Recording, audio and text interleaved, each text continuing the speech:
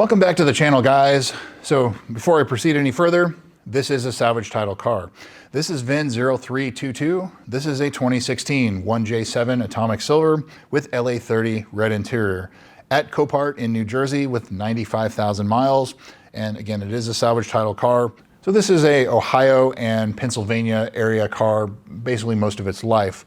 Production statistics: 328 out of the 2,348 cars for the US 49 were 1J7 Atomic Silver. 167 had LA30 red interior, 7.07%.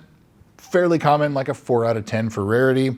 For 2016, 199 out of the 1,418 cars were Atomic Silver.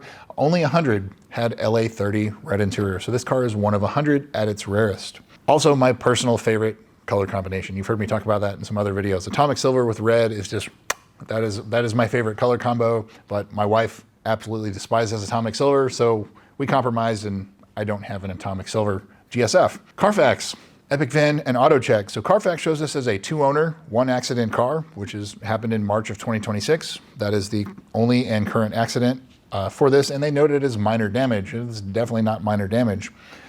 Epic VIN shows this as a 2-owner, no accident, so it's not on there yet. And Auto Check shows this as a 2-owner, no accident, it's not on there yet either. So this is a 2-owner, 1-accident salvage title car. Previous sales: this car first went on sale either December 15 or January 2016 for $88,000 in Ohio. Still for sale in August of 2016, and it finally sold in September of 2016. 9 or 10 months for sale, and pretty typical of what you saw when these cars were new. March of 2023, it pops up on Club Lexus in Ohio, $60,000 with 55,800 miles, and it sold in about a month to a buyer in Pennsylvania who was the current owner until it was turned into Copart. So now here it is at Copart, 95,000 miles in New Jersey. So now into the photos. I know the owner of this car personally, and I'm not going to give any further information regarding him. If he wants to comment on the video, he's more than welcome to add anything. But he tells me that the transmission, so it was hit in the front passenger side. The transmission cooler is right there, and the car does not go into gear. Copart shows that it runs and drives and goes into gear, the engine starts, all of that. It does not. The transmission, it will start and it does run, but the transmission will not go into gear. It's either low on fluid, likely because it leaked out of the transmission cooler, or there is a transmission issue now.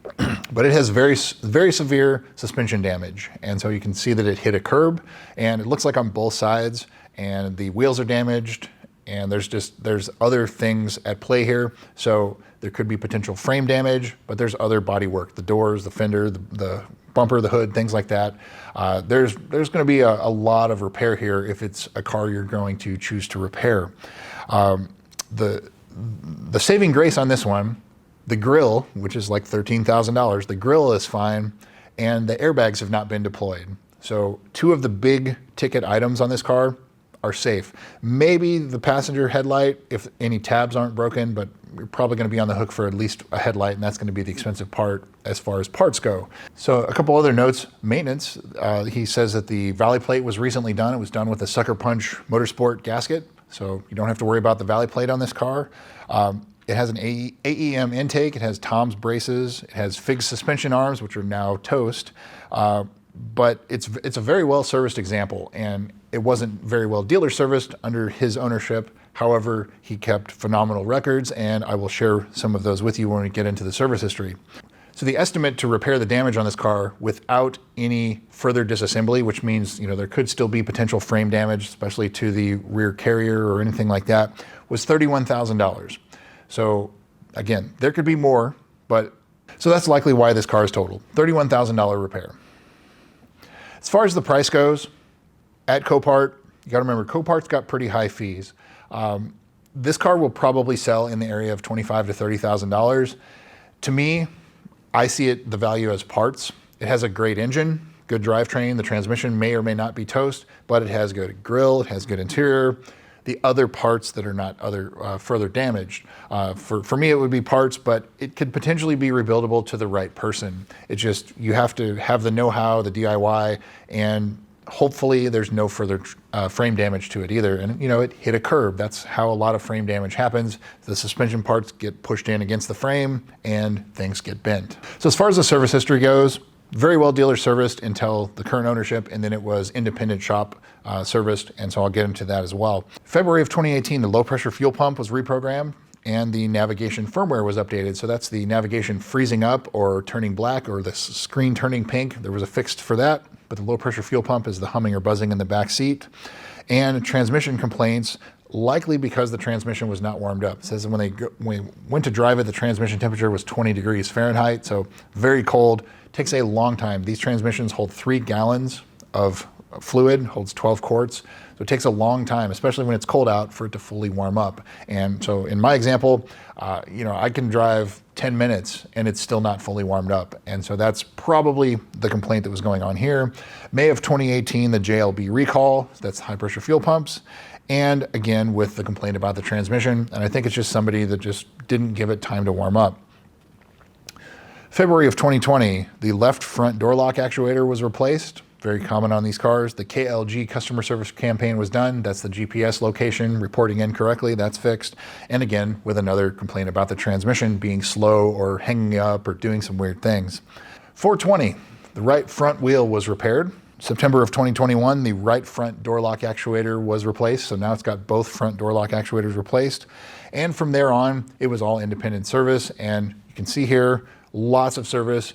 Spent a tremendous amount of money on this car. Paint protection film, which kind of irrelevant now because it's damaged on the front. Fluids, plugs, valley plate, tires, brakes, it's all done. And so very well serviced, very good example. So as far as buying a car from Copart to rebuild, this one definitely has great bones as long as there's no further frame damage, as I said. So that brings me to would I buy this car?